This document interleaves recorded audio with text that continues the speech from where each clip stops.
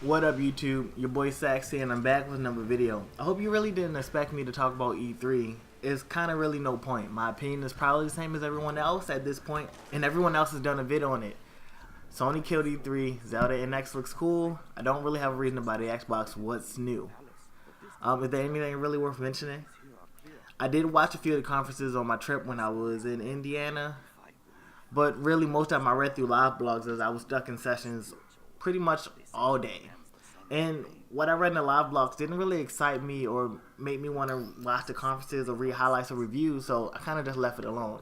Really, E3 to me has become predictable and lost its luster at the premier gaming showcase. But today, I did want to provide a little commentary on something I found is going on in the gaming industry and has been made kind of clear from Microsoft's E3. You know, since the previous generation and probably the generation before that, actually definitely the generation before that, there's been a really increased overall emphasis on multi-platform titles. And this E3 is really no different. In fact, it made it even more obvious, with hardware manufacturers like Microsoft being intent on making sure its key titles were playable on another platform, notably PC. Of course, you know, it wasn't available on the company's most immediate rival, PlayStation, but nonetheless, still available somewhere else. That means for me, who just adopted PC, and that's a platform that supports your title, I kind of still have no interest in looking at the Xbox brand, because like I said, I can get most of the games on PC. I do know why Xbox is kind of doing it. You know, they're trying to leverage low hardware sales by, you know, selling more software, and the only way you can really do this is by making the software available to more people. So I do understand, but if that's the case, then kind of why not become Microsoft Studios and then focus more on the publishing software if you feel like you're not being successful on the hardware standpoint. And probably if the Scorpio doesn't go as planned, that's going to be where Microsoft's heading. And while we kind of specifically been focusing on this E3 at kind of the multi-plat titles that Microsoft talked about, or their multi-platform exclusive, I don't know what the heck they want to call it, but over the past few years, we've been seeing kind of an increase in timed exclusivity with games like Rise of Tomb Raider. By the way, the gameplay you're looking at today is the original Tomb Raider from 2013, and it looks pretty good at max settings if I don't say so myself. Other games like No Man's Sky, and I've read somewhere that even Days Gone might be timed exclusive, or maybe that was a Kojima title. Probably was a Kojima title.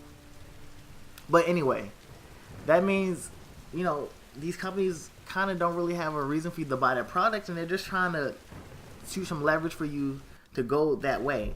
At the end of the day, it seems like it doesn't matter which console you choose anymore because they all do damn near the same thing. The lines have really been blending for years, and now they're almost completely blurred given that console features are essentially the same. Minus the Wii U, obviously. The PlayStation 4 and Xbox One have practically the same kind of feature base. You know, you have access to free games through subscribing to their online service, of course, online features, and party chat to talk to your friends. And it's kind of like the cell phone, television, and appliance markets these days, unless one brand has a feature that's really niche that you can't live without. You just kind of pick up a box. But I do think we should still appreciate what kind of Sony and Nintendo are still doing to keep their platforms relevant, even though Nintendo is failing badly. They're trying to provide experiences that aren't available anywhere else. And Sony in particular has me itching to buy a PlayStation 4 because, you know, I already have a Wii U that I barely play, even though my wallet can't afford it since I just recently bought the last bit of my PC stuff. But as soon as I can, I'm probably going to scoop one.